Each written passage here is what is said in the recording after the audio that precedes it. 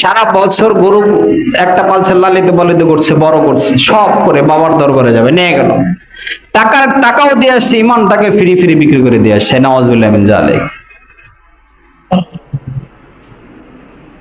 আল্লাহ আমাদেরকে বুঝ দেন, জোরে বলেন আমিন।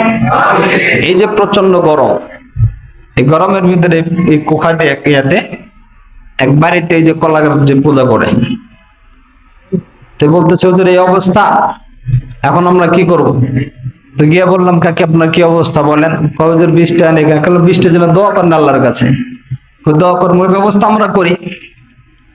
আমরা ইমাম সাহেব যারা আছে সহযোগিতা, গতকাল একটু ওয়াজ মাহফিল ওখানে হয়েছে, দোয়া হয়েছে। চিন্তা ভাবনা এখানে বোঝানো, আল্লাহ আমাদেরকে বোঝানোর তৌফিক দান করেন, আপনাদেরকে বোঝার তৌফিক দান করে, বলেন আমিন। 8 নাম্বার, যেই সমস্ত জায়গাতে আপনি গীবত করতে পারবেন, তার 8 নাম্বার হলো সমাজে কিছু কাজ চলছে, হয়ে গেছে ইসলাম বিরোধী, এগুলো দূর করণার্থে যারা করছে, আপনি এই কাজ করতে পারবেন না, মানুষকে বোঝানো।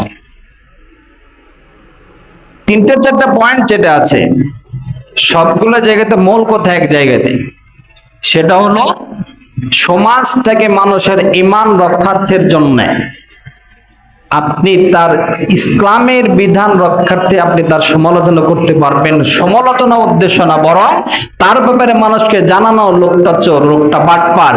আপনার সমাজে কোনো চোর যদি ঢোকে, আপনার জন্য দায়িত্ব হলো এই লোকটা চোর, তোমরা সতর্ক থেকো। আপনি যদি না বলেন যে লোকটা চোর, রাত্রি চুরি করে নিয়ে গেল গরু, এক্ষেত্রে খেয়ানতের, আমানতের খেয়ানত দায়িত্ব আপনি হবেন। কিয়ামতের মাঠে আপনার মামলার কাঠগড়া দাঁড়াতে হবে। কারণ আল্লাহ তাআলা এমন আল্লাহ, জিনাল্লাহু সামিউম বিমা তা'মালুনা বাসীর। আমরা অন্তরে যা কল্পনা করি, এটাও আল্লাহ তাআলা শোনেন। সুবহানাল্লাহ, বোঝেন, শোনেন, কল্পনা করেন।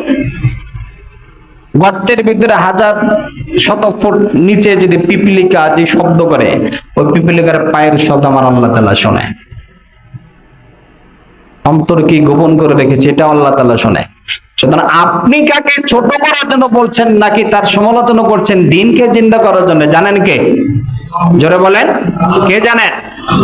এই জন্য আমাদের মূল উদ্দেশ্য ওই জায়গাতে, অন্যকে ছোট করার উদ্দেশ্য না। উনি ভুল, আমার ঈমানটা বাঁচানোর উদ্দেশ্য।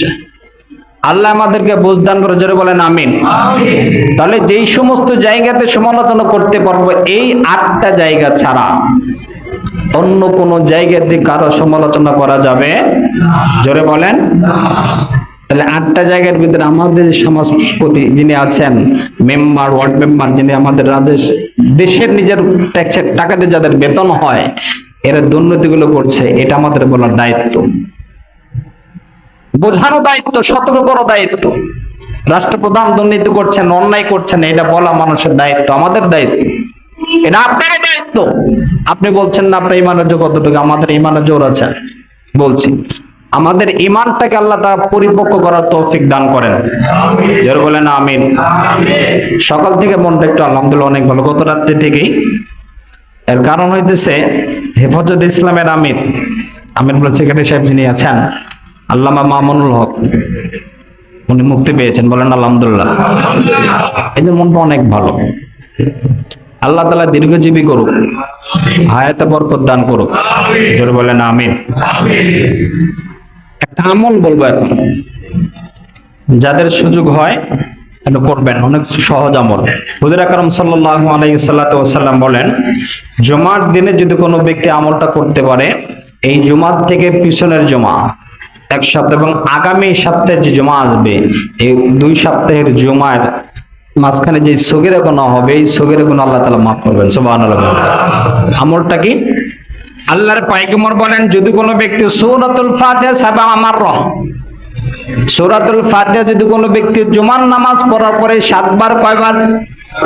7 বার সূরা ফাতিহা, 7 বার সূরা ইখলাস, 7 বার সূরা ফালাক, 7 বার সূরা নাস যদি কোনো ব্যক্তি পড়ে, তাহলে ওই বান্দার আগে এবং পরের 1 সপ্তাহের গুনাহ সগীরাগুলো আল্লাহ তাআলা মাফ করে দিবেন। সুবহানাল্লাহ। এটা অনেক কঠিন আমল না, যারা জানে সূরা ফাতিহা সকলে জানে, পড়তে হবে কয়বার? 7 বার। জোরে বলেন কয়বার? 7 বার। সূরা ফালাক কয়বার? 7 বার। সূরা ইখলাস কয়বার? 7 বার। সূরা নাস কয়বার? 7 বার। নামাজ শেষ, সুন্নাত পড়ার পর এখানে পরে আমরা বের হবো, যাদের আমল করার নিয়ত আছে। ফায়দা কি? পিছনের এক সপ্তাহ এবং আগামী জুমা পর্যন্ত মাঝখানে যে সৈরগুলো হবে, এগুলো করলো এই আমলের বিনিময়ে আল্লাহ তাআলা মাফ করে দেবেন। আল্লাহ তাআলা আমাদের আমল করার তৌফিক দান করেন। যাই কিছু বললাম, আমল বুঝে থাকলে আমলের তৌফিক দিক, জোরে বলেন আমিন।